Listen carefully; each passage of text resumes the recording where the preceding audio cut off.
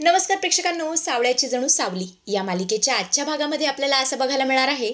Finally Sarang सावली घरी आलेले असतात. कानूने सगळ्यांसाठी मस्त असा स्वयंपाक केलेला असतो. सगळेच खाली बसून जेवत असतात. सोहम बोलतो, दादा लास्ट टाइम जेव्हा आम्ही इकडे आलो होतो ना, तेव्हा काही कमाल फूड होतं. मला आणि बबलूला खूप आवडलं होतं. आम्ही तर चांगलाच दणका दिला होता. तेव्हा जयंती बोलते, अहो मागच्या वेळेला मी जेवण केलं नव्हतं, पण या वेळेला मी केलंय. अहो एकदा खाऊन तरी बघा, बोट चाटत बसाल. हे ऐकून बबलू बोलतो, अरे बापरे, मग आम्ही जेवायचं की नाही? तेव्हा बापू बोलतो, जेवा जेवा, बिंदास्त जेवा. वहिनीने काय सुद्धा नाही केलेलं. सगळा स्वयंपाक आईने केलाय. वहिनी फक्त तिच्या शेजारी उभी होती. बरं सारंगदाजी, अक्कीला एक घास भरवा की. प्रेक्षकांनो, काही एक म्हणा, हा अप्पू मात्र फार आगाव घेतलाय. असो, जे काय करतो ते चांगलंच करतो. पण हे ऐकून सारंगला काय करावं काहीच कळत नसतं. त्याला जाम लाज वाटत असते. तेव्हा बबलू बोलतो, सारंग दादा भरव ना, एकदा भरव ना. तेव्हा सोहम सुद्धा बोलतो, दादा अरे भरव रे भरव. तेव्हा जयंती बोलते, अहो भरवा हो, ते म्हणतात ना, किती बी वाटली लाज तरी बायकोला भरवावा घास.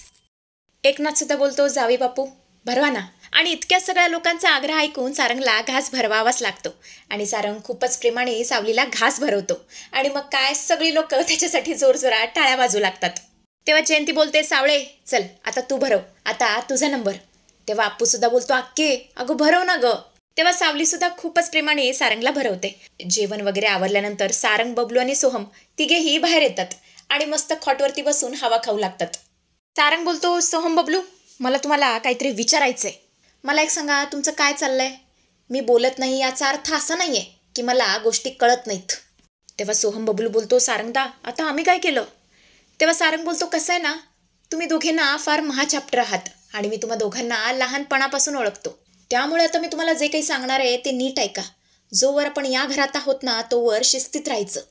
आणि तो अप्पू बिचारा लहान आहे, उगाच त्याचे कान भरायचे नाहीत. आणि तेवढंच तिथे अप्पू येतो, तिघांना बडीशोप देतो आणि बोलतो, दाजी तुम्हाला आजचं जेवण आवडलं ना? तेव्हा सारंग बोलतो, हो बाळा खूप आवडलं, पण असं का विचारतोयस? तेव्हा अप्पू बोलतो, तुमच्या तिकडे एवढ्या मोठ्या घरामध्ये पंचपक्वान असतात ना, त्यामुळे आमच्या गरिबांच्या घरातलं तुम्हाला कसं आवडेल म्हणून विचारलं. तेव्हा सारंग अप्पूची समजूत काढतो.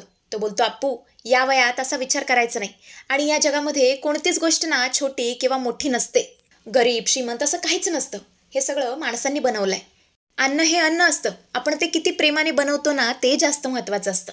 आणि हे ऐकून अप्पू बोलतो, खरंच तुम्ही ना अगदी माझ्या अक्कीसारखं समजवता, पण मला माझ्या अक्कीची एक गोष्ट आवडत नाही. तेव्हा सारंग बोलतो, कोणती गोष्ट? तेव्हा अप्पू बोलतो, ती मला खूप पथ्य पाळायला सांगते. मला काहीच खाऊ देत नाही, चहा सुद्धा पिऊ देत नाही. तेव्हा सारंग बोलतो, बरं ठीक आहे, चल आपण आईस्क्रीम खायला जाऊ, तुला चालणार असेल तर. तेव्हा अप्पू बोलतो, चालणार काय, पळेल. पण अक्की मला सोडणार नाही, तुम्हीच तिला समजवा की.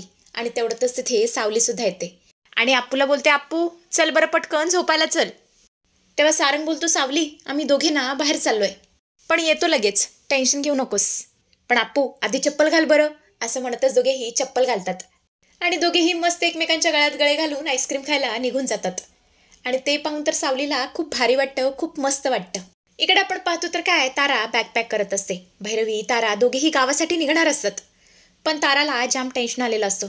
ती म्हणत असते, मम्मा अगं आपण गावात ना फार कमी कार्यक्रम केलेत आणि तिकडे तो सारंग सुद्धा असणार आहे. मला तर फार भीती वाटते. तेव्हा भैरवी बोलते, अगं तारा, या सगळ्याचा विचार करायला मी आहे ना, तुला काहीच करायचं नाहीये. तुला फक्त स्टेजवरती जाऊन तोंड हलवायचंय, तेवढंच कर. हा सगळा विचार करायला तुझी मम्मा आहे. इकडे आता सारंग आणि अप्पू आईस्क्रीम खाऊन घरी परत येतात. तेव्हा जयंती बोलते, तुम्हाला माहितीये का सावळे, अहो इतक्या वर्षात मी माझ्या खोलीमध्ये कुणाला पाय बी ठेवू दिला नाही, पण यावेळेला मी तुम्हा दोघांना माझी खोली देते मस्त झोपायला, जा आराम करा. आणि हे ऐकून तर सावलीला खूप टेन्शन येतं. ती मनातल्या मनात बोलते, विठ्ठला अरे हे कोणत्या संकटात टाकलंस, एकाच खोलीत आता कसं झोपायचं. असं म्हणते जयंती त्या दोघांना तिच्या खोलीत घेऊन येते. खरं तर तिने खूपच सुंदर असा बेड सजवलेला असतो. गुलाब फुलाच्या पाकळ्या सगळ्या बेडवर टाकलेल्या असतात. आणि हे सगळं बघून तर सावली सारंगला इतकी लाज वाटत असते की काही सांगायलाच नको. जयंती बोलते, फक्त इतकं सरप्राईज नाहीये बरं का, अजून एक आहे. असं म्हणत असते सगळ्या रूमभर रूम फ्रेशनर मारते. आणि तेवढंच तिथे सगदेव येतो त्या दोघांचं सामान घेऊन आणि बोलतो, जयंती बास बास कर आता. असं म्हणत असतो तिला टराटरा खेचत बाहेर घेऊन येतो. पण ही आगाव जयंती काय ऐकायला तयार नसते. ती तिथेच बाहेर उभी असते आणि तिला सारंग आणि सावलीचं बोलणं ऐकायचं असतं. पण सावली सुद्धा हुशार असते. तिला बरोबर दाराबाहेरची हालचाल जाणवते आणि तिला कळून चुकलेलं असतं की जयंती तिचं आणि सारंगचं बोलणं ऐकतीये, तेही अगदी लपून छपून. आणि मग काय सावलीसुद्धा नाटक करते.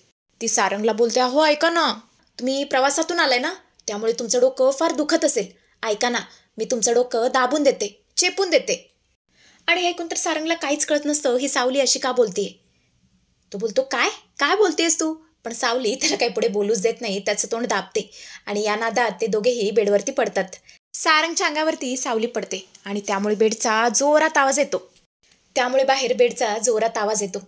बाहेर असलेली जयंती मात्र जोरजोरात हसू लागते आणि बोलते, चला यांचा कार्यक्रम सुरू झाला वाटतं. पण त्यांनी जर बेड मोडला असेल तर? मोडला तर मोडू दे, रूपम कॉस्मेटिक्सच्या मालकाने बेड मोडलाय आणि जाताना बेडचे सगळे पैसे वसूल केल्याशिवाय मी काय त्यांना जाऊ देणार नाही, कारण हा बेड ना मी रेंटने आणलाय.